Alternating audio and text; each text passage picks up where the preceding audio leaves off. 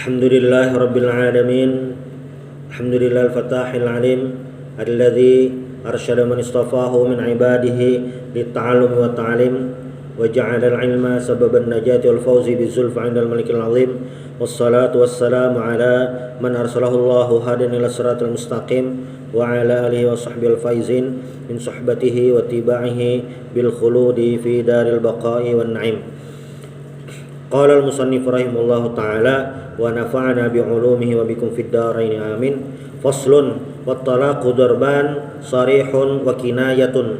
Fas-sarihu thalathatu alfaz at-talaqu wal firaqu was-sarah wa la yaftaqiru sarihu at-talaqi ila niyyah.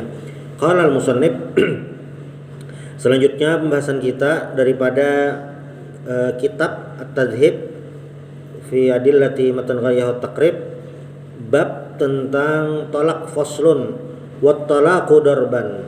Talak itu ada dua macam, ada dua bentuk. Bentuk apa? Ucapannya itu jatuh talak itu kayak apa? Ini ada dua bentuk. Apa saja itu? Sharihun wa kinayatun. Sharih itu adalah bahasanya jelas, nyata tuh bahasanya, maksudnya talak. Dan kinayatun, kinayah ini artinya sindiran atau bukan bahasa langsung, bahasa yang tersirat. Kalaunya sharihun ini tersurat, bahasanya jelas, ini maknanya talak, bahasa Banjarnya sarak. Kalaunya kinayah ini adalah sindiran atau tersiratnya, ada kemungkinan maknanya ke sana, multi tafsir. Nah, itu kinayah. Fas-sarihu thalathatu alfaz. Nah, dalam bahasa Arab as-sarihu, kata-kata sharih dalam talak itu ada salah satu alfaz, tiga macam ucapan. Ucapannya apa saja? Ini ada tiga macam. Ini dalam bahasa Arab. Apa? Pertama at-talaq. Misalnya ujar orang Arab anti talaq. Nah, itu talak dah. Sarak, cerai itu. Jelas kata-katanya. Mbah tuh firaq ya juga. Ini kayak di dalam Al-Qur'an di surah Talaq itu au fariquhunna bil ma'ruf, au fariquhunna bi ma'ruf. Firaq itu ya juga. Ini dalam bahasa Arab. Di surah Al-Kahfi waktu kisah Nabi Musa lawan Nabi Khidir, hadza firaqu baini wa bainik saunabbiuka bi ta'wili ma lam tastati' alaihi sabra. Hadza firaq, disinilah perpisahan kita, ujar Nabi Khidir lawan Nabi Musa. Nanti akan aku jelaskan sebab-sebab kenapa saya berbuat demikian yang tadi yang sebelumnya. Nah, itu firaq maknanya berpisah. Nah, tapi bilanya dalam bab tolak, firaq ini adalah bahasa sharih. Jadi bilanya ada orang Arab firaq, nah itu berarti sarak. Apalagi as-sarah itu kayak di surah At-Talaq, di surah Al-Ahzab ayat 28, wa usarrihkunna sarahan jamila.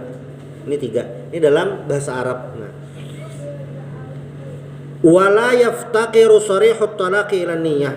Nah, kata-kata tolak yang sharih ini kada perlu niat. Nah, ini kalau diterjemahkan dalam bahasa Indonesia, bahasa kita kayak itu sama berarti apa? Kita membuka standarnya kamus bahasa Indonesia. Amun diucapkan pakai bahasa Banjar, standar kamus bahasa Banjar berarti. Tolak ini talak lalakah, talak tuh bahasa Indonesia sudah. Amun bahasa Banjarnya sarak. Berpisahan bang, iya juga lah, iya juga. Nah, lain lawan berambangan tuh lain situasi. Jadi bila ada seseorang maksudnya lakian, sang suami mengucapkan kata-kata yang itu dipahami oleh semua orang, maknanya adalah talak, cerai, maka itu jatuh talak ngarannya. Ini yang sharih. Nah, ini apapun kata-katanya, bahasa apa aja. Bahasa Inggris bang, iya juga berarti maunya yang maknanya itu, yang dasar kata-katanya itu jelas untuk itu. Dan ini kada perlu niat.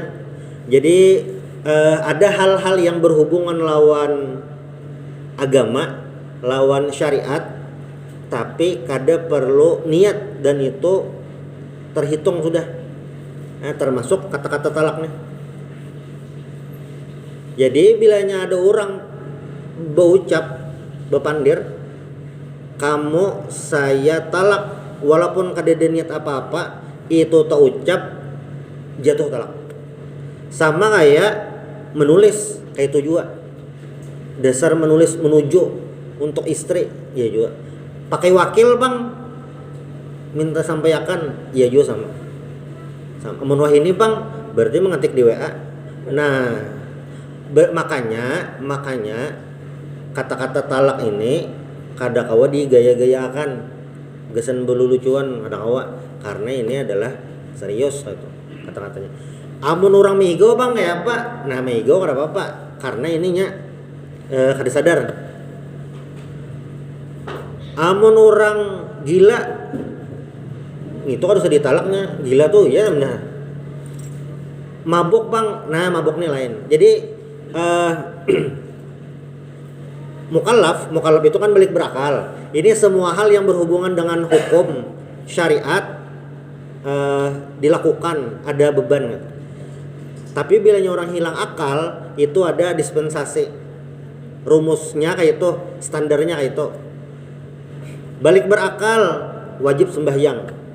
Balik tapi kada bakal kada wajib sembahyang. Balik bakal mukallaf wajib puasa. Balik tapi kada bakal kada wajib puasa. Rumusnya standar nah kayak itu.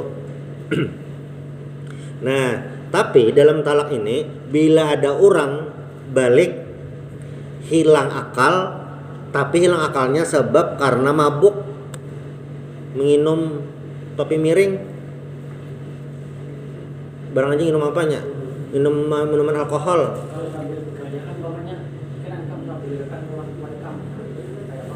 Nah itu, oh ya, nah ya, sambil ulun jawab lah ulun bacakan. Jadi bilanya rumusnya sederhana aja sebujurannya. Bila kata-katanya itu adalah kata-kata yang pakai bahasa soreh, jelas itu talak maknanya, kada ada makna lain. Itu masuk dalam kategori soreh, masuk talak itu. Jadi talak ini jatuh apapun keadaannya kecuali kada sengaja salah sambat, atau yang kedua mukroh, dipaksa itu maksudnya situasi atau apakah perampok kah menyuruh atau apa itu. Lalu yang ketiga kada sadar itu maksudnya kayak guring, migau, nah itu. Tapi bilanya dalam keadaan sadar walaupun kada diniat apa-apa, ujar ulama jatuh talak. Begayaan ya. Jadi yang jadi ukuran itu untuk talak ini lain niatnya, ucapannya tuh. Jadi agak beda nih dengan hukum-hukum yang lain. Kita niat sembahyang, begayaan, kawalah, kawa. Begayaan dia, nah, kada kawa maksudnya belum kada kawa jadi ukuran lagi. Talak nih ucapannya, lain niatnya. Nah, makanya talak orang mabuk itu jatuh karena apa? Karenanya hilang kesadarannya. Pertama sebab sendiri diulah-ulah, lawan juga itu hukuman gasan orang mabuk kan. Jadi talak ini termasuk yang berat lah itu, berat. Dalam hadis itu mengenai talak, abghadul halali indallahi at-talak. Paling Allah benci tapi halal itu adalah tolak. Abghadul halal itu. Makanya pembahasannya nih apa ngaranya nih harus kita pahami satu persatu. Tadi itu sore lah. Ini katanya apapun bahasanya. Bilanya dua laki bini orang Banjar bahasa Banjar, iya atau berarti. Pakai bahasa Jawa, iya juga. Bahasa Sunda, iya juga. Bahasa Indonesia juga. Yang penting kalau dalam bahasa setempat itu kata-katanya sore yang jelas itu masuk kata talak.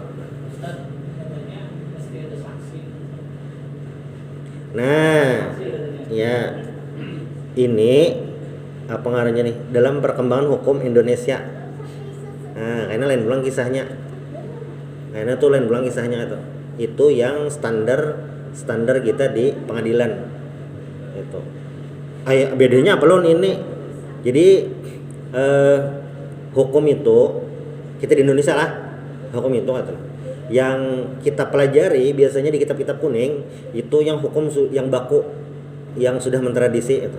Nah, lalu ulama-ulama Indonesia membuat ngarannya kompilasi hukum Islam.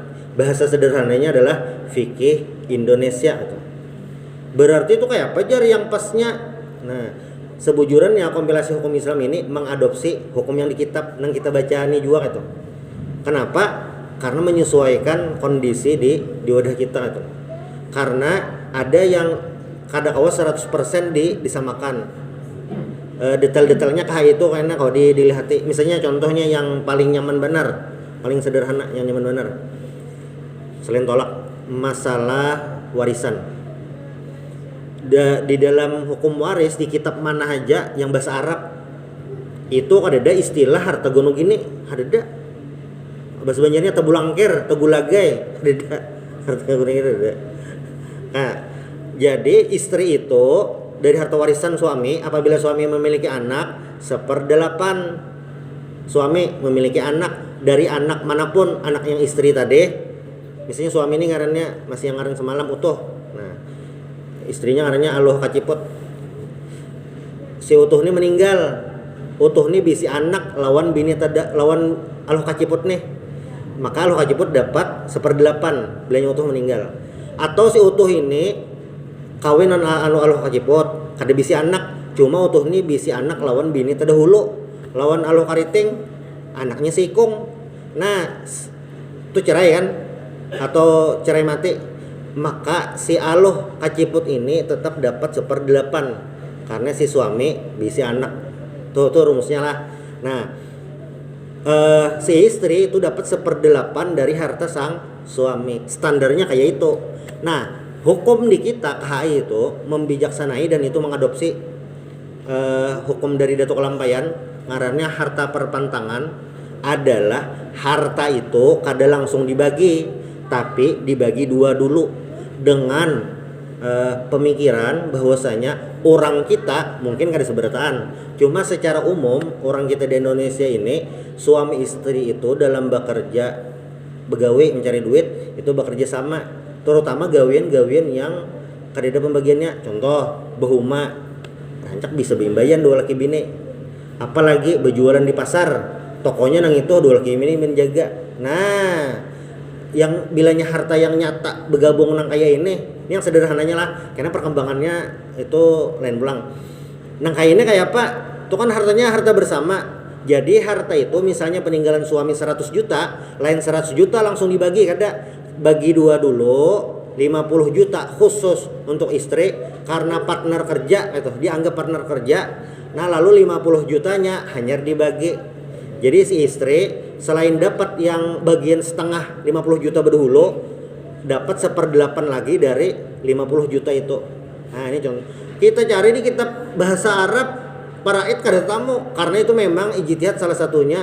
Para ulama tuh menganggap ijtihad Datuk Lampayan ngarannya harta perpantangan. Nah, ini kayak ini.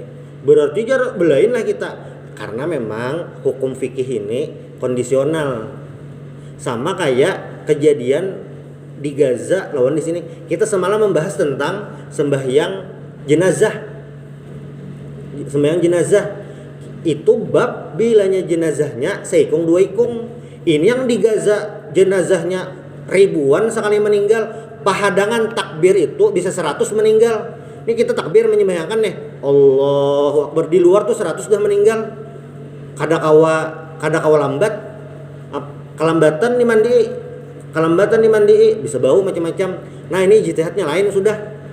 Kuburnya bang kada haratan menabuk 10 lubang, 50 lubang lagi perlu, ada hanya belum meninggal. Ini ijtihadnya lain. Jadi tergantung, kada sama. Sembahyangnya bang sama lah, bisa beda. Bisa jadi ijtihad di Gaza sana sembahyang tayamum aja banyu ngalih, maka ada banyu situ jar rawan kalau pindah di bom. Nah, kondisional itu tadi. termasuk tolak nih lah, termasuk juga itu. Jadi ada pertimbangan-pertimbangan. Cuma kalau di hukum klasiknya ini yang lagi kita baca. Kalau yang soreh tadi adalah kata-kata talak.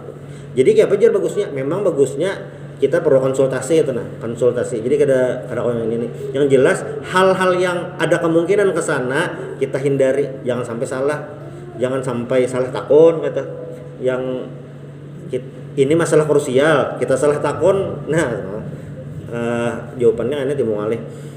Itu yang sore tadi. Ini pas ada jawaban pertanyaan pian tadi. Lalu yang kedua kinayah. Kinayah ini adalah ucapan sindiran yang itu kadeda makna tolaknya tetapi mengandung arahnya ke sana. Itu kinayah. Nah lah kullu lafzin ihtamal at-talaqa wa ghairahu wa yaftaqiru ila niyah, dan perlu niat. Jadi kata-kata sindiran atau kata-kata tersiratnya ini perlu niat. Contohnya di sini kalau dalam hadis Nabi itu ini diriwayatkan oleh Siti Aisyah radhiyallahu anha, anna ibnatal jun lamma udkhilat ala Rasulillah sallallahu alaihi wasallam wa dana minha qalat a'udzu billah minki faqala laqad uzti bi'azimin ilhaqi bi ahliki. Nah, poinnya ilhaqi bi ahliki. Bahasa kita bulikin ke rumah kuitan ikam. Bahasanya tuh kan sederhana. Tapi menurut ulama ini adalah kata-kata kinayah. Nah, kata-kata kinayah ini bila diniatkan tolak, jatuh tolak. Kamu bulikin ke rumah kuitan, talak lah itu ada. Tapi bila diniatkan talak, masuk jatuh tolak. Bejauh, jangan di rumah ini lagi, bulikin situ. Nah, walaupun bemamai, walaupun sarik, kata-katanya kayak itu, tapi kada kata tolak, kada diniatkan tolak, jatuhlah tolak, kada. Walaupun kata-katanya pina lembut, pina sayang, tapi tolak isinya, ikam kutalak lah, jatuh. Karena untuk tolak ukurannya adalah kata-katanya lain niat, yang soreh. Walaupun bemamai, bulikin ikam ke rumah kuitan, kasih bawa baju situ. Tapi kan dia bener tolak, menyuruh balik beneran, sabak rumah. Nah, jatuhlah tolak, kada. Maka bemamai, ini urat kelihatan, kada apa-apa juga. Karena ini adalah kata-kata kinayah. Kata-kata kinayah. Ini aja kah? Banyak lagi. Pokoknya kata-kata lain yang itu maknanya ke sana. Nih, bawa anak ini wadah nininya. Ikam ke sana juga misalnya. Jatuhlah tolak. Ini masuk kinayah, tergantung niatnya. Jadi kayak apa ukurannya? Nah, tuh kalau diukur-ukur, pertama yang diukur itu adalah kebahasaannya. Ini masuk kategori apa? Apakah masuk yang soreh atau yang kinayah? Amun yang soreh ini nyaman dia bang. Ada kata-kata talaknya, sarak, cerai. Nah itu tuh berarti. Berpisahan bang bisa juga lah, bisa juga. Yang kinayah, nah selain itu berarti jangan menjejak di rumah ini lagi. Tadi bulik, barang aja apa lagi kata-katanya, terserah aja. Nah ini ngarannya kinayah. Tapi kinayah tadi syaratnya adalah apa? Perlu niat. Ini ada pernah kejadian zaman Nabi juga itu. Waktu kejadian Ka'ab bin Malik ini jadi waktu perang Tabuk. Perang Tabuk ini kan salah satu perang terberat kaum muslimin. Masa pancaklik, perlu duit banyak gasan tulakan kayak itu. Tapi duit terbatas, apa ngarannya nih, musim pancaklik juga gitu lah. Jadi orang-orangnya aja kada kawa seberataan. Jadi ada yang hendak tulak umpatan, duit kadada, ditinggal Nabi kada kawa tulak. Ka'ab bin Malik ini waktu hendak tulakan itu sidin lagi panen kurma, banyak masih simpun itu. Pas orang tulakan perang, Ka'ab bin Malik ini nanti sedikit lagi menyimpuni bahasa wadah kita, mengatam sedikit lagi menjamur lagi. Nanti oh pina sudah siap tulakan dah. Satu mat lagi karena sambatnya menunti. Sekalinya presiden sudah tuntung, simpunan nih kabun nih sudah tuntung, malah hati pulang, bulikan dah orang. Bulikan barang nih. Nah, berarti kada umpat nih. lalu belapor lawan Nabi Muhammad sallallahu alaihi wasallam, ulun Nabi jujur aja na ulun, nah ulun ini duit ada, fisik kuat, tapi semalam tuh kada taumpat tatinggal hauran manu kabun aja. Ujar Nabi, tunggu wahyu dari Allah Subhanahu wa taala.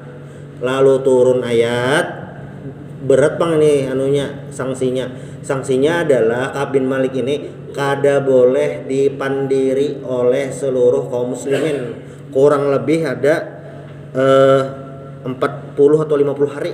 Jadi di embargo nya bertiga, Sidin ini bertiga ada kawan bertiga, Sidin ini termasuk yang berat katanya. Nah, yang diambil hukum apa gerang? Ujar Nabi, Inna Rasulullah sallallahu alaihi wasallam ya'muru ka an ta'tazila imra'ataka faqultu atutalliquha amma za af'al bali' tazilha fala taqrabanha. Jadi waktu turun ayat pertama disuruh bahasanya jangan dikawani, jangan dipandiri, jangan diparaki. Itu Sidin di rumah lawan bini itu nah, masih serumah. Lalu turun pulang perintah juga bahwasanya apa? Yang bini jangan beparak jua. Lalu betakun si Ka'ab bin Malik, ini Nabi ini menyuruh urun mentalak atau apa? Lalu jar yang tadi madahe pokoknya jangan serumah, suruh berjauhin dulu. Nah, lalu faqultu limraati, lalu jar Ka'ab bin Malik, aku katakan kepada istriku, ilhaqi bi ahliki, kembali ke rumah gin dulu. Nah, maka dari hadis ini diambil kesimpulan menyuruh beli ke rumah itu adalah kata-kata kinayah lain soreh. Karena apa? Fa'ala dzalika khasyatan ayu khalifa amra Rasulillah sallallahu alaihi wasallam wa yu'ashiraha idza baqiyat indahu falamma nazalat taubatuhu raja'at zaujatuhu ilaihi walam ya'murhu sallallahu alaihi wasallam bi firaqiha aw bi tajdidi aqdihi 'alaiha fadalla 'ala anna ilhaqi bi ahlik laisa min alfadhit talaq. Jadi pas sudah habis masa sanksi Ka'ab bin Malik ini, sang istri boleh pulang ke rumah. Pas boleh ke rumah itu Nabi kada menyuruh nikah basa, kada menyuruh apa ngarannya rujuk atau apa ada. Nah, itu berarti tandanya kata-kata ilhaqi bi ahliki itu adalah kata-kata yang kinayah. Ini bisa kita kias yang seumpama itu bahasa Banjarnya, terserah aja apa itu. Pokoknya bilangnya maknanya arahnya ke sana, maka itu artinya kinayah. Amunnya paling nyaman ya memang tadi boleh ke rumah itu gini. Amunnya hilang bang tanpa sebab itu bisalah, tergantung. Jadi pernah ada kejadian, ini masih masalah tolak, pernah kejadian nyata waktu zaman Sayyidina Umar jadi khalifah. Kan Nabi itu meninggal tahun 11 Hijriah, diganti Sayyidina Abu Bakar sampai 2 tahun, sampai tahun 13 Hijriah. Nah, zaman Sayyidina Abu Bakar itu apa ngarannya nih, memperbaiki intern kaum muslimin karena banyak pemberontakan, murtad banyak benar. Ada yang kadang bayar zakat, ada yang mengaku jadi nabi palsu, ada yang murtad macam-macam. Itu yang dihadapi Sayyidina Abu Bakar, dan dalam 2 tahun itu selesai simpun berataan. Nah, zaman Sayyidina Umar itu sudah berubah kondisinya. Zaman Sayyidina Umarnya sudah ekspansi, sudah berdakwah keluar. Makanya zaman Sayyidina Umar ini salah satu zaman kegemilangan masa Khulafaur Rasyidin, karena banyak daerah-daerah yang bisa diislamkan, termasuk daerah Syam. Jadi pokoknya zaman Nabi itu Syam itu ya masih lain ampun kaum muslimin. Zaman Sayyidina Umar tepatnya tahun 16 Hijriah. Jadi dikatakan sampai tena. Sayyidina Umar itu jadi ini Amr bin As itu dapat tugas menaklukkan ngarang daerahnya Ilya itu di dalamnya termasuk Baitul Maqdis. Sampai di muka gerbang perang nih, mungkin panah, kadang mau masuk juga.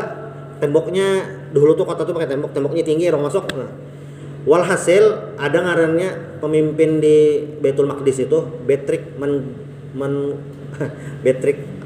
Mengguris kah ngarannya. Ujar Sidin, kami hakun menyerahkan Baitul Maqdis syaratnya satu, Sayyidina Umar datang ke sini. Kirim surat, iya aja Sayyidina Umar. Datang Sayyidina berdua aja, lawan pembantu, lawan asisten, pakai keledai.